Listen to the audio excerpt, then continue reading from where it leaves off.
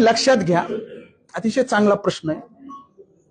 आम्ही वेळोवेळी म्हणत होतो, काल निवडणुकीचा निकाल लागला, म्हणजे 21 तारखेला निवडणुकीचं मतमोजणी होती.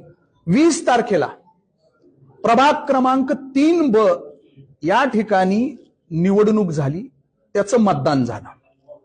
तुम्ही तिथं पाहिलं असेल की तिथं राष्ट्रवादी काँग्रेस पार्टी आणि युतीचे उमेदवार अमर मारुतीराव नाईकवाडे आणि त्या ठिकाणी भारतीय जनता पार्टीचे उमेदवार आणि तुमच्या राष्ट्रवादी काँग्रेस पार्टी शरदचंद्रजी पवार साहेब पक्षाचे उमेदवार, तिथं काय परिस्थिती होती हे सगळ्या बीड शहरांनी पाहिलंय, आमच्या पत्रकार बांधवांनी पाहिलंय.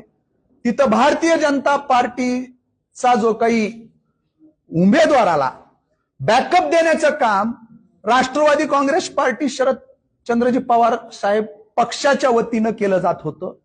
त्या ठिकाणी दोन्ही पक्षाचे जे काही नेते आहेत ते दोन्ही पक्षाचे नेते मिळून कसा भारतीय जनता पार्टीचा उमेदवार निवडून येईल ते आटोकाट प्रयत्न, त्याच्यामध्ये त्या पेठबीडमध्ये त्या प्रभागामध्ये येणारा सर्व मोंडा, तेथील व्यापारी, त्यांना अतिशय टोकाच्या धमक्या, दाब दडप दोन्ही पक्ष करत होते भारतीय जनता पार्टी कमळ या चिन्हाला मतदान त्या ठिकाणी करण्यासाठी.